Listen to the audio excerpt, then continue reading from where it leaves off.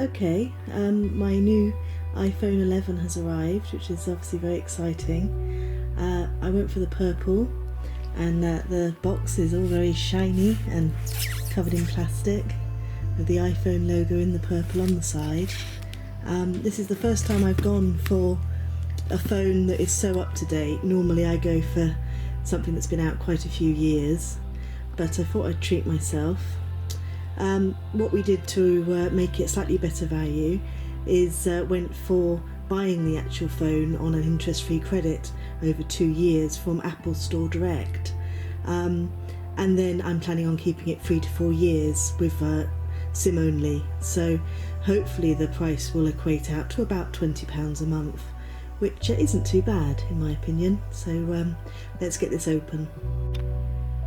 I'm filming on my own at the moment today, so it's a little bit one-handed. Yet to buy a tripod, but one day.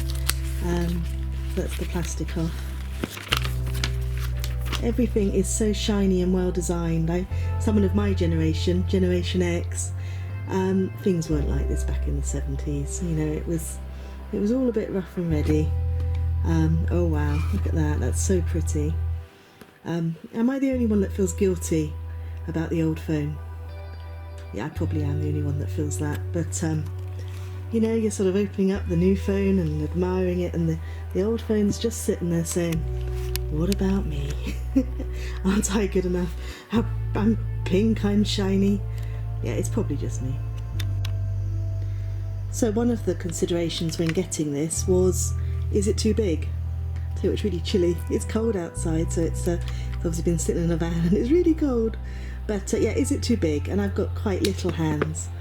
It's hard to give you, although you go next to the box. They're quite dinky hands, and it's okay. I can hold on to it. I'm not sure how firm my grip is, but I've bought one of those see-through covers that you pop on the back, and it's rubberized, and hopefully that'll give me a little bit extra grip. I'm quite a purist when it comes to the phone's design. I like it to be visible because they are literally a design piece. There's no way of getting around that. And the covers with the flippy opening, oh my god, no. It's so beautiful. Keep it as it is. So I've popped the rubberized cover on it now. I'm just going to take the screen cover off. I haven't stuck it properly yet. There's a sticky, and you can see the logo is on the sticky, but you take that off inside and it will adhere properly. For now I'm just going to keep it like this because you probably want to see the phone without the plastic. But as you can see, it's barely there, and suddenly it feels a lot more easy to hold on to. And even though they tell me it's very strong glass on the back, it's still glass, isn't it? And you know, if your hands are a bit small, that just feels that little bit more secure. So we've got our beautiful phone out. What else is in the box? Let's have a look. Instructions, probably stickers and things in there. Ah, this is interesting, because I watched an unboxing previously just for my own interest. This might be a fast charger. That wasn't available in the unboxing that I saw, but maybe that's different for Europe. That's cool, because they make quite a difference with the charging time. Now, I've got a confession to make. I'm not entirely sure what these are. Jake will be laughing at me, but I assume that they link without wires to the phone.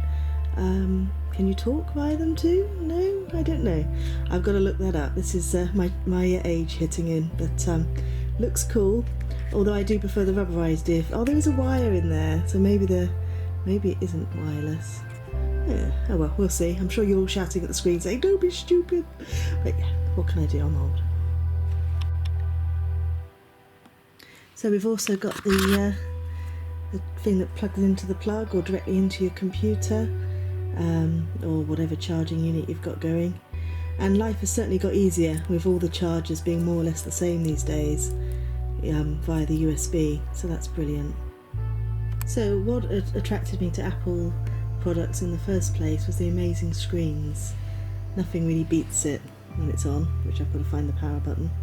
But I've also got a Mac Airbook, and the weight and the style and just the screens, they're just amazing and I love them. But I'm in a family of Android users, so the Apple jokes never stop. Good news, found the on button. Just that little one there on the side. So hopefully it's going to say hello.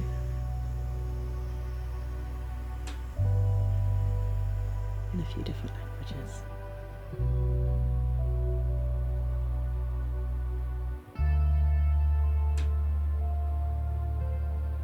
That's cool.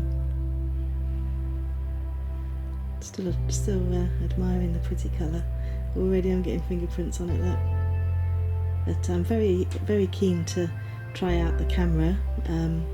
This will be coming with me to Japan, and I'll be wandering off doing some shots myself, not just leaving it to Dan. Obviously my artistic vision will improve things no end. But I'll let it scroll through that and get back to you. Oh, maybe it's on a loop. So that's really cool, syncing the two phones. Just checking it's not giving away too much personal information. How cool is that? I've literally just been able to sync the phones one to the other, so hopefully that's beat up a lot of my information. Okay, I've been playing with it for a while now, probably longer than I'd like to admit, and I haven't really worked it out very well, but I am possibly in love. I'm going to take a while to learn how to log into my phone, to learn how to use the cameras and stuff like that, but it's a beautiful screen, really lovely, and very much looking forward to getting to know it. But until then, I'm not going to unplug the old one.